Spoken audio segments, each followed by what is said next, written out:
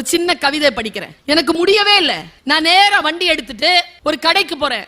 2 cup வாங்குறேன். 2ல தேநீர் வைக்கிறேன். 2ல தேநீர் வச்சுட்டு முன்னால ஒரு கப்பை வச்சுட்டு இந்த பக்கம் உட்காந்துட்டு குடிக்கிறேன். இன்றிலிருந்து ஒரு 18 வருஷத்துக்கு முன்னால சூழல் அப்படி இருந்தது. என்ன கவிதை அது?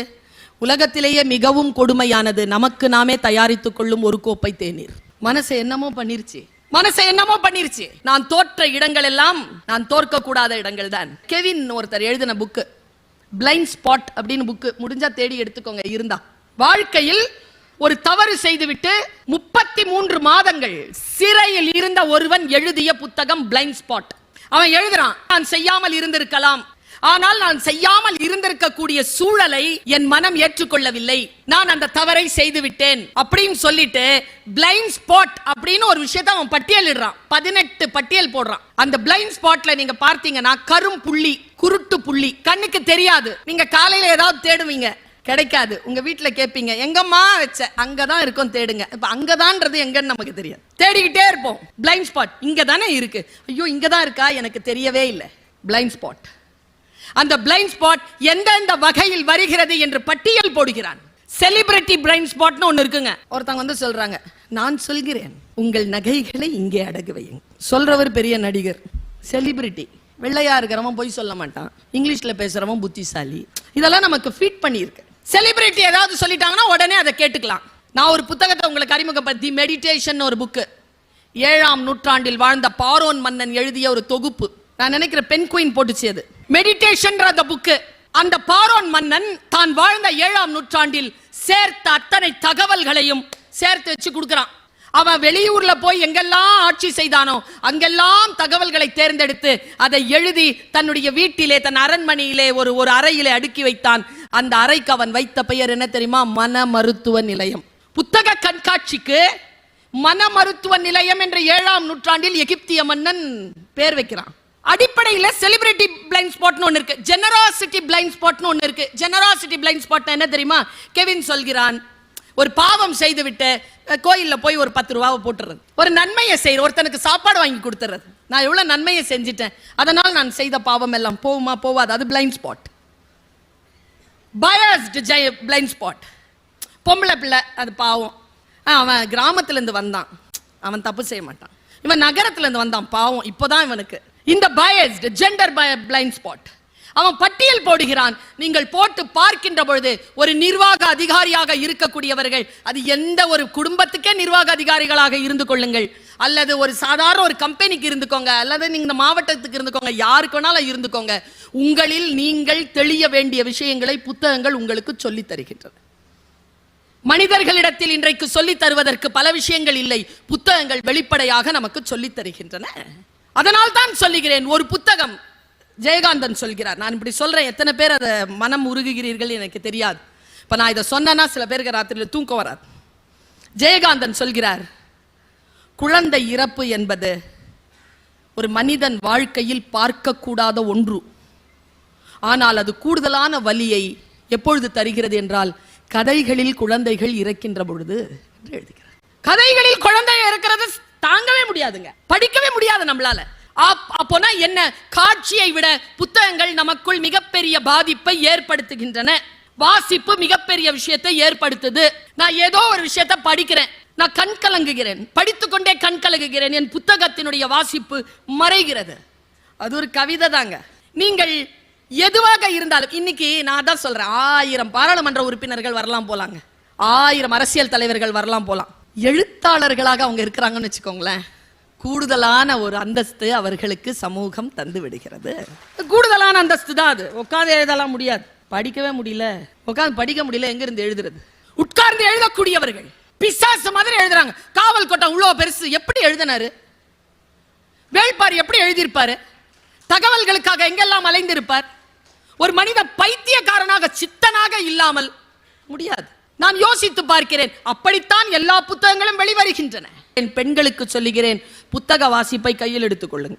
அப்பதான் முன்னால இருக்கிறவன் என்ன பேசுறான்னு நமக்கு புரியும். பல நேரங்கள்ல முன்னால இருக்கிறாள் பேசுறது நமக்கு புரியறது இல்லை. பெண்களுக்கு எக்ஸ்க்ளூசிவா சொல்றேன், ஊரிங் அப்படிங்கிற ஒரு வார்த்தையை கேள்விப்பட்டேன். நான் என்னடா இதுன்னு தேடி பார்த்தேன். ஏ பெண், சரி வேற யார வேணாலும் வச்சுக்கோங்க. ஏ பின்னு ஒருத்தன் இருக்கிறான், இல்ல ஒருத்தி இருக்கிறா, ஏவை ஏமாத்துறாங்க. நல்லா ஏமாத்துறாங்க, அன்பு வச்சு ஏமாத்துறாங்க. அவங்க எப்படிலாம் ஏமாறுவாங்களோ அப்படிலாம் ஏமாத்துறாங்க. இந்த ஏலியும் பீலியும் யார் வெட்கப்பட வேண்டியவர்கள்? யாரு? பி தானே. ஏன்னா பி தான் ஏமாத்துறான். இது ஏக்கு தெரிஞ்சு போச்சு. ஏ தன்னுடைய வேலையை பார்க்க ஆரம்பிச்சுட்டாங்க. கொஞ்சம் காலம் போகுது. இந்த பி என்ன பண்ணுது? மறுபடியும் ஏ கிட்ட வருது. ஏ கிட்ட வந்து அதே வேலையை ஆரம்பிக்குது. இந்த ஏ பழசெல்லாம் மறந்துட்டு பியோட மறுபடியும் பழகி ஆரம்பிச்சு மறுபடியும் ஏமாறுதுன்னு வச்சுக்கோங்க. இப்ப வெக்கப்பட வேண்டியது யாரு? இதுக்கு தான் ஊவரிங்னு பேரு. ஒரு புத்தகத்தை வாசிக்கின்ற பொழுது ஒரு சொல்லை நான் கண்டுபிடிக்கிறேன். ஒரு சொல்லை கண்டுபிடித்து அதனோடு பயணம் செய்கின்ற பொழுது வாழ்க்கையில் தடம் மாறுகின்ற பல விஷயங்களுக்கான விளக்கம் எனக்கு கிடைத்து போகிறது. புத்தகம் இதைத்தான் செய்யும். புத்தகம் என்பது என்ன தெரியுமா? அது ஸ்டக் ஆகி இருக்கக்கூடிய ஒரு மோட்டார் பம்பை ஆன் பண்ற மாதிரி. ஆன் பண்ணணும்னா முதல்ல ஒரு சொம்புல இருக்கிற தண்ணியை போடுவாங்க நம்ம அண்ணன்மார்கள்லாம். போட்டு மூடி ஆன் பண்ணீங்கன்னா குபு குபுன்னு தண்ணி வெளியில வரும். முதல்ல எந்த தண்ணி வரும்? போட்ட சொம்பு தண்ணி வரும். அப்புறமா எந்த தண்ணி வரும்? உள்ளிருந்து ஊத்து வரும். புத்தகம் போடப்படுகின்ற சொம்பு தண்ணீர் போன்றது. ஸ்டக்காகி இருக்கக்கூடிய நம்முடைய மனநிலையை அழுத்தி அகற்றி உள்ளே இருக்கின்ற நம்முடைய ஆழமான அறிவை நமக்கு வெளிப்படுத்துகின்ற பேராற்றல் புத்தகங்களுக்கு மட்டுமே உண்டு. நாம் இவ்வளவு பெரிய வரலாற்றுக்குரியவர்களா? நமக்கு இவ்வளவு பெரிய பாரம்பரியம் உண்டா என்கின்ற ஒரு சுய பெருமையை அந்த புத்தகம் நமக்கு தருகிறது. நான் இப்படி சொல்கிறேன், ஒரு புத்தகம் என்பது வெறும் அரை மணி தியாலத்தில் நாம் படித்து முடிக்கக்கூடிய விஷயமாக கூட இருக்கலாம். ஆனால் அந்த புத்தகம் எழுதுவதற்கு குறைந்தபட்சம் 6 மாதம் ஆகும். 6 மாதம் ஒரு மனிதனுடைய ஆழமான அனுபவம் தான் அரை மணி தியாலத்தில் நாம் படித்து முடிக்கக்கூடிய ஒரு புத்தகமாக நமக்கு வந்து சேர்கிறது. மிகுந்த கண்ணியத்துடனும் மிகுந்த நட்புறவுடனும் மிகுந்த நன்றி உணர்வுடனும் புத்தகத்தை கையில் எடுக்க வேண்டும். சரி, எந்த புத்தகத்தை? நான் இப்படி சொல்றேன், அதிர்ச்சி அடையாதீங்க. இப்போ ஒரு புக் இருக்கு, கால்ல பற்றுச்சு, என்னப்பா பண்ணுவோம்? தொட்டு கும்பிடுவீங்களா? சரி, வழிபாட்டு மொழிகள் இருக்கு இல்லையா, சமஸ்கிருதம், அரபி, அதுல ஏதோ எழுதி கீழே ஒரு துண்டு பேப்பர் கிடக்குது, கால் பற்றுச்சு. அந்த மதம் சார்ந்தவர்கள் என்ன செய்வாங்க? எடுத்து, நான் மொழி ஆசிரியை, ஒரு புத்தகத்தை எப்படி வாசிக்கணுங்கிறத சொல்றேன். புத்தகத்தை வாசித்தால் தான் பல புத்தகங்களை காலையில் போட்டு மிதிக்க வேண்டும் என்கின்ற நிலையில் சில புத்தகங்கள் இருப்பது நமக்கு தெரியும். சில புத்தகத்தை கிழித்து நெருப்பில் போடலாம் என்பது தெரியும். மொழி என்பது உயர்ந்ததாக இருக்கலாம், ஆனால் அந்த மொழியினுடைய கண்டென்ட் இருக்குல்ல, அதுதான் பார்க்கப்பட வேண்டும். ஒருவேளை அரபியிலோ சமஸ்கிருதத்திலோ கெட்ட வார்த்தை எழுதி போட்டிருந்தாங்கன்னா வாசிக்க தான் தெரியுமே தவிர பொருள் தெரியாது. நம்மில் பல பேருக்கு பொருள் தெரிந்து வாசிப்பது, பல பேருக்கு வாசிக்கவே தெரியாது.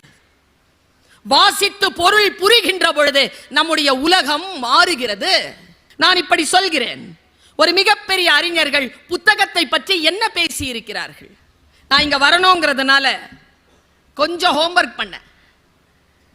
1 கோடி ரூபாய் கிடைத்தால் என்ன செய்வீர்கள் என்று கேட்ட பொழுது ஒரு நூலகம் கட்டுவேன் என்று பதிலளித்தார் மகாத்மா. பெண்களின் கரண்டியை பிடுங்கி விட்டு புத்தகம் கொடுத்தால் போதும் என்றார் தந்தை பெரியார். 1 கோடி ரூபாய் கொடுத்தா என்ன பண்ணுவீங்கன்னு கேட்டதுக்கு இவங்க எல்லாம் இப்படி பதில் சொல்றாங்க. தனிமை தீவில் தள்ளப்பட்டால் என்ன செய்வீர்கள் என்று கேட்ட பொழுது புத்தகங்களுடன் மகிழ்ச்சியாக வாழ்ந்துவிட்டு வருவேன் என்று பதிலளித்தால் ஜவஹர்லால் நேரு. என் கல்லறையில் மறக்காமல் எழுதுங்கள், இங்கே ஒரு புத்தக புழு உறங்கிக் கொண்டிருக்கிறது என்றார் ரசல்.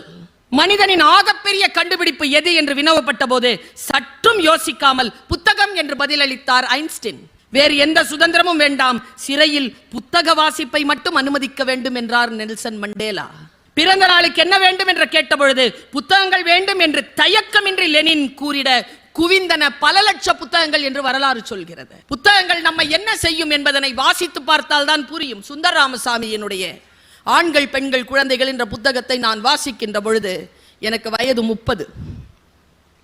நான் சத்தியத்திற்கு சாட்சி சொல்கிறேன், அந்த புத்தகத்தை வாசித்து விட்டு நான் 36 மணி நேரம் எதுவும் செய்யாமல் அமைதியாக உட்கார்ந்து இருந்திருக்கிறேன்.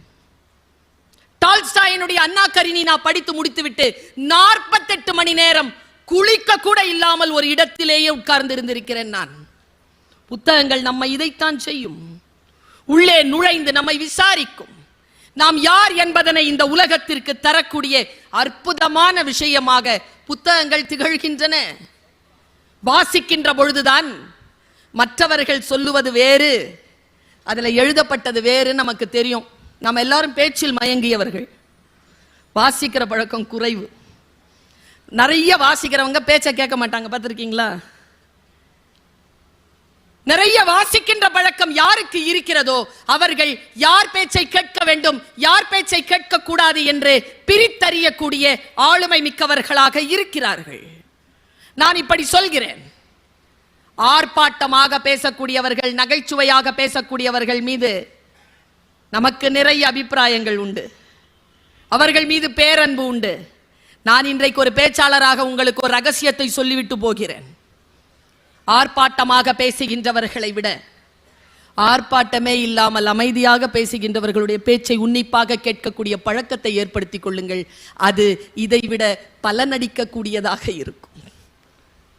சிந்தனையை பேசுகின்ற பொழுது அவங்களுக்கு குரல் ரொம்ப உயர்ந்ததா இருக்காது, சும்மா சைலண்டா தான் சொல்லுவாங்க. என் பையன் சொன்னாங்க, அவங்க அப்பாட்ட 5 வயசுல பல்லார்னு ஏதோ செஞ்சுட்டான்னு அடிச்சாரு. பையன் சூப்பரா சொன்னான், ஒரே வார்த்தை தான் சொன்னான், சைலண்டா சொன்னான், அழற குரல்ல சொன்னான். ஆனா சொல் முக்கியமானது. எனக்கு கொஞ்சம் விழிப்பு இருந்ததால கேட்டேன், கோமா இருக்கும்போது அடிக்காதீங்கப்பா. நைட்டு சாப்பாடு கொடுக்கும்போது கேட்டேன், ஏண்டா தம்பி அப்படி சொன்ன? தப்பு தான் செஞ்சேன், கோமா இருக்கும்போது கூடுதலா அடிச்சிடறாருமா. இப்ப புரியுதா? சொல் புரிகிறது இல்லையா?